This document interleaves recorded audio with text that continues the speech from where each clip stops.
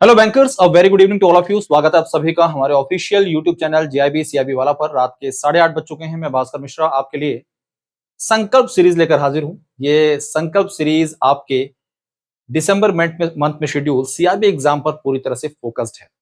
आपके CIB exam conceptual हैं, बिना कॉन्सेप्ट क्लियर किए एग्जाम को नहीं क्लियर किया जा सकता और ये आप सभी बैंकर समझते हैं। जीआईबी की तुलना में सीआईबी एग्जाम टफ भी हैं, पेपर का लेवल भी अच्छा होता है, सब्जेक्ट्स भी ज्यादा हैं और साथ साथ में जो सिलेबस है वो वास्ट भी है। इतनी सारी जो दिक्कतें हैं, ये दिक्कतें नहीं बोलूंगा, मैं बोलूंगा कि आप अपने लेवल को लगातार आगे बढ़ाने का प्रयास कर रहे हैं तो प्रैक्टिस, प्रिपरेशन, स्ट्रेटजी भी उसी प्रकार से होनी चाहिए। फाउंडेशन स्ट्रांग होगा, नींव मजबूत होगी तो आपका जो रिजल्ट है वो भी तूफानी होगा। इस नजरिए से संकल्प बैच आपके सीआईबी फाउंडेशन सीरीज से संबंधित है, आपके फाउंडेशन को स्ट्रांग बनाने से जुड़ा हुआ है। ये session CIB paper 3 ABN FM से जुड़ा हुआ है और इस समय हम मॉड्यूल 8 डिस्कस कर रहे हैं, द मैनेजमेंट प्रोसेस, जिसके अंतर्गत हम चौथे फंक्शन पर चर्चा की शुरुआत करने जा रहे हैं आज की इस क्लास में। चौथा फंक्शन है स्टाफिंग। स्टाफिंग मतलब हम बात कर रहे हैं स्टाफ की, एम्प्लॉइज की, उस प्रोसेस की जिसके तहत किसी भी ऑर्गेनाइजेशन में एम्प्लॉइज को हायर किया जाता है, रिक्रूट किया जाता है, उसमें से सिलेक्शन होता है और फिर training and development, orientation, retention, HR, human resource management, बहुत सारी बातें होती हैं जिनके बारे में आज की इस क्लास में हम जानेंगे। साथ साथ में एक और मैनेजमेंट यानी कि चेंज मैनेजमेंट से जुड़ा हुआ मॉडल थ्योरी, जिसे आप कर्ट लेविन थ्योरी बोलते हैं, वो भी आज की क्लास में हम चर्चा करेंगे। तो आप सभी साथियों का स्वागत है, most welcome, very good evening. Module A पढ़ रहे हैं, द मैनेजमेंट प्रोसेस, और आज का जो टॉपिक है वो है स्टाफिंग एंड इट्स फेसेट्स। ठीक है, क्लास की शुरुआत करते हैं। संकल्प सीरीज लगातार आप हमारे साथ जुड़े हुए हैं तो सबसे पहले तो मैं आपको बताना चाहता हूं, एक बार फिर से याद दिलाना चाहता हूं कि हम जो है लगातार मैनेजमेंट प्रोसेस पर चर्चा कर रहे हैं। किसकी बात कर रहे हैं? हम बात कर रहे हैं मैनेजमेंट की। मैनेजमेंट है क्या? मैनेजमेंट है साथियों प्रोसेस। मैनेजमेंट एक प्रोसेस है और इस प्रोसेस का मेन ऑब्जेक्टिव क्या होता है? जो भी ऑर्गेनाइजेशन के गोल्स हैं उनको अचीव करना। तो प्रोसेस है, इसका मतलब नंबर ऑफ स्टेप्स होंगे, नंबर ऑफ फंक्शंस परफॉर्म किए जाते होंगे। तो इसके अंतर्गत जो फंक्शंस आते हैं, इसके अंतर्गत जो फंक्शंस आते हैं वो फंक्शंस हैं planning, organising, staffing, directing, controlling. और हम इस समय जिस फंक्शंस की चर्चा कर रहे हैं वो है एस, एस फॉर स्टाफिंग। देखिए, किसी ऑर्गेनाइजेशन के द्वारा अपना स्ट्रेटेजी डेवलपमेंट कर लिया गया है, उससे संबंधित प्लान तैयार कर लिए हैं, कोर्स ऑफ एक्शंस क्या होंगे, ऑर्गेनाइजेशन स्ट्रक्चर तैयार कर लिया गया है, decision making, reporting structure, authority, responsibility का डिस्ट्रीब्यूशन, मतलब मैं बात कर रहा हूं प्लानिंग एंड ऑर्गेनाइजेशन, ऑर्गेनाइजिंग, ये दोनों फंक्शन परफॉर्म कर दिए गए। ऑर्गेनाइजेशन स्ट्रक्चर तैयार हो गया, डिपार्टमेंट्स बांट लिए गए, यूनिट्स सेग्रीगेट कर ली गई। इनमें काम कौन करेगा? बारी आती है एम्प्लॉय। जैसे आप किसी भी ऑर्गेनाइजेशन का फ्यूल बोल सकते हैं, एम्प्लॉय ऑर्गेनाइजेशन को रन करता है। और इससे संबंधित जो फंक्शन है वो है स्टाफिंग। और स्टाफिंग की जब बात करें तो इसके अंतर्गत 3 फेसेट्स आते हैं। वो 3 फेसेट्स कौन से हैं? स्टाफिंग के जो 3 फेसेट्स हैं उनके बारे में आपको जानकारी देंगे। सबसे पहले बेसिक डेफिनेशन जो है स्टाफिंग की वो देख लेते हैं। Staffing, it entails making an estimate of the quantity and type of personnel that will be required। मतलब किसी भी ऑर्गेनाइजेशन में किसी एक टास्क को परफॉर्म करने के लिए कितने नंबर ऑफ पर्संस की रिक्वायरमेंट है, क्या स्पेशलाइजेशन होनी चाहिए, क्या एक्सपर्टीज होनी चाहिए। अगर कोई ऑर्गेनाइजेशन एक्सपेंशन से गुजर रही है तो बल्क की रिक्वायरमेंट है, कोई वेल एस्टैब्लिश ऑर्गेनाइजेशन है तो टैलेंट और एक्सपर्टीज की रिक्वायरमेंट है।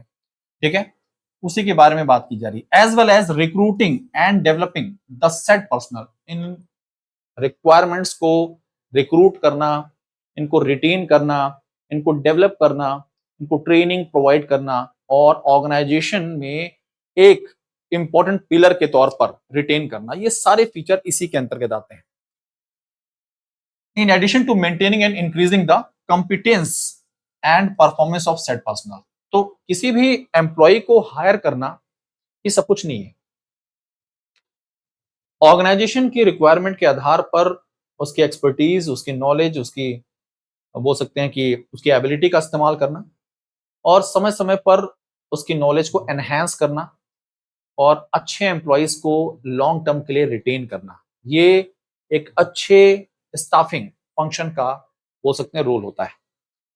दूसरे शब्दों में, it's the process of locating, analysing, placing, cultivating and reviewing persons for employment opportunities may be referred to as staffing. अब डेफिनेशन, स्टाफिंग बेसिक डेफिनेशन है, किसी भी ऑर्गेनाइजेशन को रन करने के लिए एम्प्लॉय की रिक्वायरमेंट होती है और एम्प्लॉयमेंट को जनरेट करना, ओपन पोजीशन को जनरेट करना, उससे संबंधित advertisement, recruitment process, then selection and then training and place development, ये सारी चीजें इसके अंतर्गत आती हैं। तो फेसेट्स ऑफ स्टाफिंग की जब भी बात करेंगे तो फेसेट्स जो हैं, तीन प्राइमरी फेसेट्स हैं स्टाफिंग के, और वो कौन कौन से होते हैं? तीन जो प्राइमरी फेसेट्स हैं वो हैं, the first one is the recruitment, first one is the recruitment, the second one is the selection, selection, the third one is the training, तीसरा क्या है? ट्रेनिंग। ठीक है, तो ये तीन फेसेट्स हैं स्टाफिंग के। हम पहला पढ़ने जा रहे हैं, इसे बोलते हैं रिक्रूटमेंट। रिक्रूटमेंट को हम एक पॉजिटिव प्रोसेस का नाम देते हैं। पॉजिटिव प्रोसेस का मतलब क्या है? देखिए, रिक्रूटमेंट एक पॉजिटिव प्रोसेस है। कई बार एग्जाम में पूछ भी लिया जाता है कि जो स्टाफिंग के तीन फेसेट्स हैं, इनमें से कौन सा फेसेट जो है वो पॉजिटिव प्रोसेस है, कौन सा कंस्ट्रक्टिव प्रोसेस है, कहां पर एलिमिनेशन यूज किया जाता है। रिक्रूटमेंट को हम पॉजिटिव प्रोसेस इसलिए बोलते हैं, किसी भी ऑर्गेनाइजेशन में जो ओपन पोजीशंस, यानी कि जो रिक्वायरमेंट है, जॉब रिक्वायरमेंट्स है, उससे संबंधित इस प्रकार का एडवर्टीजमेंट, इस प्रकार का बोल सकते हैं प्रमोशन, जैसे कि लार्ज नंबर ऑफ कैंडिडेट्स उन ओपन पोजीशन के लिए एप्लीकेशन दें। जितने ज्यादा कैंडिडेट्स ओपन पोजीशन के लिए एप्लीकेशन देंगे, उतना ज्यादा बोल सकते हैं कि उतनी ज्यादा अपॉर्चुनिटी बढ़ जाती है टैलेंट एक्विजिशन की। मतलब हम नंबर ऑफ कैंडिडेट में से कुछ कैंडिडेट्स को रिक्रूट करेंगे, सिलेक्ट करेंगे, जो कि ज्यादा एलिजिबल होंगे। तो अगर आपको सोचिए 10 रिक्वायरमेंट है और 10 ही लोग आ रहे हैं, तो आप मोस्ट एलिजिबल कैंडिडेट कैसे चुनेंगे उसमें से? तो ये तो हमारी मजबूरी हो जाएगी कि हमें लिमिटेड लोगों में से चुनना है लोगों को। तो रिक्रूटमेंट को पॉजिटिव प्रोसेस इसलिए बोला जाता है that seeks to attract a bigger number of people with ideal profiles to apply for positions that are empty in the business। तो रिक्रूटमेंट प्रोसेस एक ऐसा प्रोसेस है जिसके तहत जो भी ओपन पोजीशंस हैं उसके लिए large number of persons, large number of candidates application दे ओपन पोजीशन के लिए। The organisation goal with the recruitment is to fill position as quickly as possible. देखिए, किसी भी ऑर्गेनाइजेशन का रिक्रूटमेंट प्रोसेस जो है, उससे मेन ऑब्जेक्टिव यही होता है कि जो भी ओपन पोजीशन है वो जल्द से जल्द फिल हो और लार्ज नंबर ऑफ कैंडिडेट उन ओपन पोजीशन के लिए एप्लीकेशंस दें। जैसे हम उन लार्ज नंबर ऑफ कैंडिडेट में से जो मोस्ट टैलेंटेड होंगे उनका एक्विजिशन कर पाए। The more people that apply for a job, देखिए जितने ज्यादा लोग जॉब के लिए अप्लाई करेंगे, the better your chance are of finding an applicant who meets your requirement, उतनी ज्यादा रिक्वायरमेंट फुलफिल होने के चांसेस बन जाते हैं और एलिजिबल रिक्वायरमेंट। दूसरा आता है सिलेक्शन। देखिए, इसको हम पॉजिटिव प्रोसेस नहीं बोलेंगे, इसे तो हम एलिमिनेशन मेथड बोलते हैं। मतलब जो लार्ज नंबर ऑफ कैंडिडेट ने यहाँ पर इंटरव्यू दिए हैं, एप्लीकेशन जो दिए हैं, उनमें से हमें डिजायर्ड कैंडिडेट्स जो है उनको फिल्टर करना है। तो selection is a procedure that eliminates candidates by carefully reviewing their applications and choosing those who are the best fit for open positions. तो सिलेक्शन वो प्रोसीजर है जिसके तहत जो लार्ज नंबर ऑफ कैंडिडेट्स हैं उनमें से जो एलिजिबल कैंडिडेट्स हैं उनको फिल्टर करना, बाकियों को एलिमिनेट करना, उन लोगों को सिलेक्ट करना जो उस ओपन पोजीशन पर फिट बैठ रहे हैं। The selection process is different from the recruitment process in that we reject application. तो सिलेक्शन में हम एप्लीकेशन को रिजेक्ट करते हैं और डिजायर्ड कैंडिडेट को सिलेक्ट करते हैं। रिक्रूटमेंट प्रोसेस में हम लार्ज नंबर ऑफ कैंडिडेट्स को एक तरह से कॉल करते हैं फ्यू पोजीशंस के लिए, ओपन पोजीशंस के लिए, जैसे कि हम जो मोस्ट टैलेंटेड कैंडिडेट्स हैं उनका एक्विजिशन कर सकें ऑर्गेनाइजेशन के बेटरमेंट के लिए। ठीक है, क्लियर है? ओके साथियों, बढ़े आगे। The third one is the training. देखिए, ट्रेनिंग प्रोसेस को हम बोलते हैं कंस्ट्रक्टिव प्रोसेस। जैसे पहला आपने पढ़ा रिक्रूटमेंट, तो वो क्या है? वो एक पॉजिटिव प्रोसेस के तौर पर देखा जाता है। सिलेक्शन को हम एलिमिनेशन मेथड के तहत इस्तेमाल करते हैं, जहां पर हम लार्ज नंबर ऑफ कैंडिडेट्स में से कुछ लोगों को सिलेक्ट करते हैं जो मोस्ट एलिजिबल है। When we talking about training process, ये कंस्ट्रक्टिव प्रोसेस है। यहां पर हम जो भी हमारे एम्प्लॉयज हैं, जो भी हमारा मैन पावर है, उनको रेगुलर बेसिस पर उनकी स्किल डेवलपमेंट, उनको ट्रेनिंग प्रोवाइड करना, साथ साथ में उनकी नॉलेज को एनहेंस करना, जैसे कि लॉन्ग टर्म के लिए उनकी कैपेबिलिटीज को एनहेंस करके उनका इस्तेमाल किया जा सके, बेटर यूटिलाइजेशन हो सके एम्प्लॉयज का, इस पर फोकस किया जाता है। तो training is another constructive activity that improves the employee knowledge, या एम्प्लॉय की नॉलेज को भी एनहेंस करता है, उसकी एबिलिटीज को एनहेंस करता है, साथ साथ में उनकी कैपेसिटी को एनहेंस करता है, जैसे कि वो अपनी जॉब को और बेहतर तरीके से परफॉर्म कर सके। The process of recruitment, selection and training are followed by organizations to ensure that all positions in the organization's hierarchy are filled with the people who are competent। मतलब देखिए, ये जो तीन फेसेट्स हैं स्टाफिंग के अंतर्गत, इनका मेन ऑब्जेक्टिव यही होता है कि ऑर्गेनाइजेशन में जो भी ओपन पोजीशंस हैं उन्हें बेहतर कैंडिडेट्स, बेहतर जो बोल सकते हैं कि टैलेंट के द्वारा फिल किया जा सके, that are filled with the people who are competent and talented in their respective fields. ठीक है, तो जो स्टाफिंग है, स्टाफिंग के तीन फेसेट्स हैं, तीन फेसेट्स के बारे में आपको जानकारी मिल चुकी है। अब जब हम पहले प्रोसेस की बात करते हैं जिसका नाम है रिक्रूटमेंट, फर्स्ट क्या है फेसेट? रिक्रूटमेंट। तो रिक्रूटमेंट के कई टाइप्स भी होते हैं। रिक्रूटमेंट जो है इसके नंबर ऑफ टाइप्स भी हैं, और नंबर ऑफ टाइप्स की जब बात करते हैं तो उनमें कई मेथड्स आते हैं, कई टाइप्स ऑफ रिक्रूटमेंट आती है। जैसे कि एग्जांपल के तौर पर सबसे इंपॉर्टेंट, आपके एग्जाम के नजरिए से सबसे इंपॉर्टेंट क्या होता है, उसे बोलते हैं कंटिजेंसी। ठीक है, कंटिजेंसी रिक्रूटमेंट क्या होता है, एग्जाम में कई बार पूछा जाता है कंटिजेंसी रिक्रूटमेंट क्या होता है। ठीक है, एग्जाम में आप बोल सकते हैं कि बहुत सारी कंपनियां क्या करती हैं, किसी एक डिपार्टमेंट में अगर ओपन पोजीशन है और किसी दूसरे डिपार्टमेंट में सफिशिएंट एम्प्लॉइज हैं तो रीअलोकेट करती है, रीअलोकेशन किया जाता है, जिसे बोलते हैं कई बार आप इंटरनल जॉब प्रमोशन बोल सकते हैं, या इंटरनल जॉब शिफ्टिंग का नाम दिया जाता है। तो there are number of recruitment types of जो होते हैं इसके, इन टाइप्स के बारे में हम एक अलग सेपरेट सेशन है आपका, क्योंकि ये एक अलग टॉपिक है और बहुत ही इंपॉर्टेंट है एग्जाम के नजरिए से। अब हम बात करने जा रहे हैं ऑर्गेनाइजेशन चेंजेस के बारे में। मैं आपको पिछले कुछ सेशन में लगातार ऑर्गेनाइजेशन चेंजेस के बारे में पढ़ा रहा था। हमने मैकेंसी मॉडल के बारे में पढ़ा हुआ है, मैकेंसी 7S मॉडल। हमने एडकर मॉडल के बारे में पढ़ा हुआ है, जिसके अंतर्गत 5 बिल्डिंग ब्लॉक्स आते हैं। और आज हम पढ़ने वाले हैं ऑर्गेनाइजेशन चेंजेस से संबंधित कर्ट लेविन थ्योरी के बारे में। तो ये किससे जुड़ा हुआ है? ये ऑर्गेनाइजेशन चेंज मैनेजमेंट से जुड़ा हुआ एक और थ्योरी है, जिसे पढ़ लेंगे तो आपका ये ऑर्गेनाइजेशन चेंजेस वाला जो कॉन्सेप्ट है ये पूरा हो जाएगा। ठीक है, तो जब हम कर्ट लेविन थ्योरी की बात करते हैं, जब हम कर्ट लेविन थ्योरी की बात करते हैं,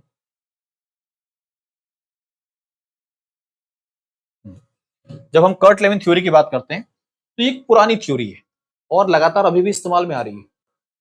हर ऑर्गेनाइजेशन मार्केट में होने वाले चेंजेस को ऑप्ट करना चाहता है, सस्टेन करना चाहता है अपने आप को, अपने एग्जिस्टेंस को बनाए रखना चाहता है। इसलिए जरूरी है कि जो भी चेंजेस हो रहे हैं उनके साथ अपने आप को अलाइन किया जा सके। तो जो कर्ट लेविन थ्योरी है ये क्या बताती है? Kurt Lewin theory of change is one of the earliest and most widely used models of organisational changes. तो आप याद रखिएगा, लगातार हम ऑर्गेनाइजेशनल चेंजेस चेंज मैनेजमेंट से संबंधित थ्योरीज पढ़ रहे हैं।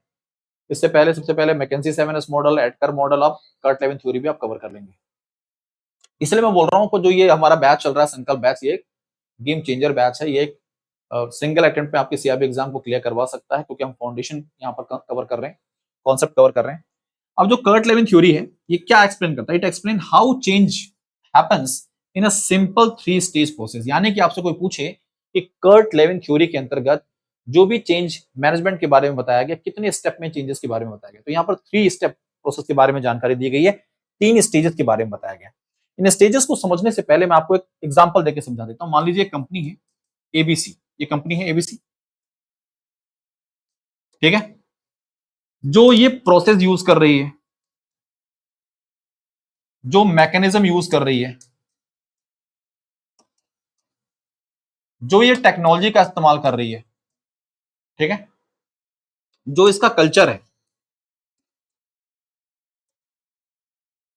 ये लंबे समय से कंसिस्टेंटली इसी मैकेनिज्म, इसी कल्चर, इसी टेक्नोलॉजी में इन्वॉल्व है। तो एक तरह से कंपनी अगर पिछले 5 सालों से, लास्ट 5 ईयर से same technology, same mechanism, same process, same culture का इस्तेमाल कर रही है, तो इसका मतलब ये कंपनी किस स्टेज में है? ये कंपनी एक तरह से फ्रीज स्टेट में है। किस स्टेट में है? ये फ्रीज स्टेट में है, एक कंफर्ट स्टेट में पहुंच चुकी है। अब जैसे मैं एम्प्लॉय हूं उस कंपनी का, तो मुझे पता है कि इस टेक्नोलॉजी पे काम करना है, मैं उसी तरह यूज कर रहा हूं। लेकिन अब मार्केट में हो रहे हैं चेंजेस, तो मार्केट में हो रहा है बदलाव, तो जरूरी है इस फ्रीज स्टेट को डिस्टर्ब करना। इस फ्रीज स्टेट को क्या करना? डिस्टर्ब करना। क्योंकि ऑर्गेनाइजेशन जो मैनेजमेंट है उसने ये फील किया कि मार्केट में बड़े बदलाव हो रहे हैं, मार्केट में चेंजेस हो रहे हैं। अगर हम इसी टेक्नोलॉजी, इसी प्रोसेस, इसी कल्चर के साथ काम करेंगे तो हमारे कंपटीटर्स मार्केट्स में आगे निकल जाएंगे। तो अब फ्रीज से अपने आप को, है ना, अनफ्रीज करने का समय आ चुका है। अनफ्रीज करने का समय आ चुका है, मतलब बदलाव का टाइम आ चुका है।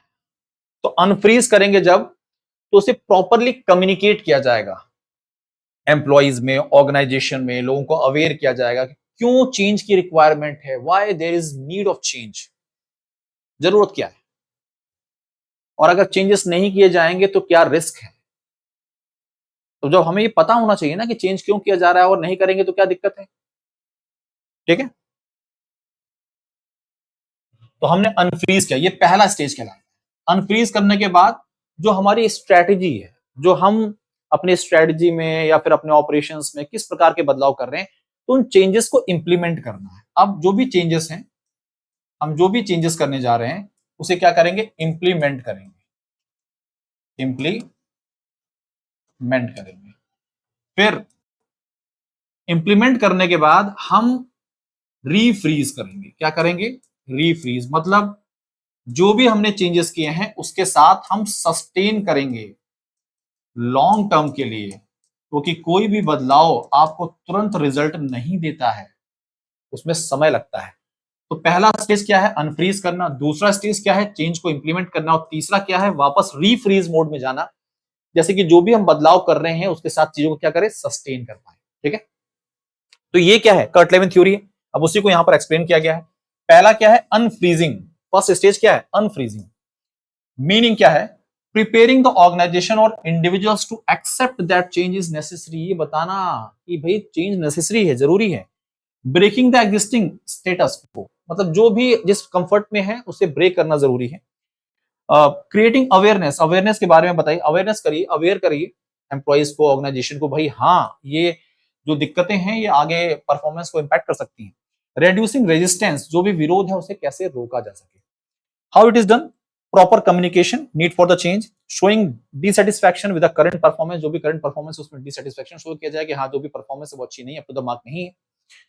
Creating motivated, motivation and urgency, ये तो पहला स्टेज हो गया। दूसरा क्या है? सेकेंड स्टेज, चेंजिंग या ट्रांजिशन या मूवमेंट, जो भी चेंजेस करने हैं उनको इंप्लीमेंट करना। मीनिंग क्या है? Actual implementation of the change. Key features, new behaviours, process, systems introduce, training and guidance proper होनी चाहिए। Employees may feel confused, uncertain, उसे कैसे दूर किया जाए, कैसे ट्रेनिंग प्रोग्राम्स ऑर्गेनाइज किए जाएं, न्यू पॉलिसीज और procedures, leadership support and communication, proper communication होना बहुत जरूरी है। अब इंप्लीमेंटेशन हो चुका है, इंप्लीमेंटेशन हो चुका है, तो तीसरा स्टेज आता है जिसे बोलते हैं रीफ्रीजिंग का। क्या है? Refreezing, meaning making the change permanent and stable, जो भी बदलाव किया उसे स्टेबल करना जरूरी है, लॉन्ग टर्म के लिए सस्टेन करना जरूरी है, तभी हमें उसका आउटपुट मिलेगा, तभी हमें उसका रिजल्ट मिलेगा। ठीक है, तो की features, reinforcing new behaviors, ensuring change becomes part of routine work, ये इंश्योर करना कि भाई ये जो नए बदलाव हैं इन्हें आपको यूज करना है, इसके यूज टू होना जरूरी है। Preventing employee from reverting the old ways, मतलब जो भी पुरानी टेक्नोलॉजी है, पुराना प्रोसेस है, उसमें वापस जाने से रोकना जरूरी है। इसके लिए जरूरी है कि हम एम्प्लॉयज के साथ प्रॉपर कम्युनिकेशन, उनके डिजायर्स को जोड़ना उसके साथ। How it is done? Performance appraisals, rewards and incentives, standard operating procedures को फॉलो करना, ये सब तरीके हैं। तो इस तरह से साथियों आज हमने दो टॉपिक पढ़े, स्टाफिंग के फेसेट्स पढ़े और साथ साथ में Kurt Lewin theory of change management, इसके बारे में पढ़ा। दोनों ही खास है एग्जाम के नजरिए से। ये टेलीग्राम चैनल भी खास है, इसके साथ अपने आप को जोड़िए। कोई डाउट, कोई क्वेरी, बेफिक्र होकर सवालों को पूछिए, आपका अपना चैनल है। ठीक है, अब बात करते हैं, आप चाहते हैं सीआईबी एग्जाम को एक बार में क्लियर करना, आपके सवाल आते हैं, सर कैसे कर सकते हैं, क्या है वो वन स्टॉप सॉल्यूशन। तो सीआईबी एग्जाम को आप क्लियर करना चाहते हैं और उसके लिए वन स्टॉप सॉल्यूशन है सीआईबी महापैक। पूछेंगे क्यों, कैसे। देखिए, आपके 4 मेन पेपर हैं और 5 इलेक्टिव पेपर हैं, उनमें से आपको एक इलेक्टिव पेपर देना है। ये महापैक एक ऐसा ऑप्शन है आपके लिए, वन स्टॉप सॉल्यूशन है, जिसमें इन 5 पेपर का एक्सेस आपको मिल जाता है, पहली बात। इसके अलावा foundation batch, foundation plus MCQ batch, MCQ batch plus case study batch, crash course, ऐसे number of 15 plus batches, 15 plus batches आपको यहां पर उनका एक्सेस मिल जाता है। आपको दोबारा कोई बैच खरीदने की जरूरत ही नहीं। साथ ही साथ में module wise DPPs, class notes, live plus recorded classes, 40 full length mock test, quizzes, 24/7 doubt solution, you will get everything in Mahapack। 3 वैलिडिटीज हैं, 6 मंथ का सब्सक्रिप्शन आपके लिए 3499 में है, 12 मंथ आपके लिए 4999 है, 24 मंथ 699 में आपके लिए उपलब्ध है। तो आप अपने आप को इन बैचेस के साथ एनरोल कर सकते हैं। हमारा इस समय गोल सीआईबी 2.0 फाउंडेशन बैच रन हो रहा है। अगर आप केवल फाउंडेशन पर फोकस करना चाहते हैं, केवल मेन पेपर पर फोकस कर रहे हैं, तो ये आपके लिए है। बट महापैक में आपको इलेक्टिव पेपर भी मिल जाते हैं। अगर आपने महापैक के साथ एनरोल किया तो ये बैच भी आपको उसमें मिल जाएगा, ठीक है। अब बात कर रहे हैं आपके लिए सीआईबी संकल्प सीरीज, जो कि फ्री बैच है आपके लिए, जो वाईटी पे चल रहा है हमारा बैच। इससे संबंधित सेशन पीडीएफ कहां मिलेगा आपको, पीडब्ल्यू एप्लीकेशन पर। पीडब्ल्यू एप्लीकेशन पर अपना रजिस्ट्रेशन करिए मोबाइल नंबर के थ्रू और इस बैच के साथ अपने आपको एनरोल कर लीजिए। जितनी भी पीडीएफ हैं सब आपको हमारे इस बैच के अंतर्गत मिल जाएंगी एप्लीकेशन पर। तो देर ना करें, अपने आप को एनरोल करें और लगातार हमारे साथ जुड़कर पढ़ते रहें।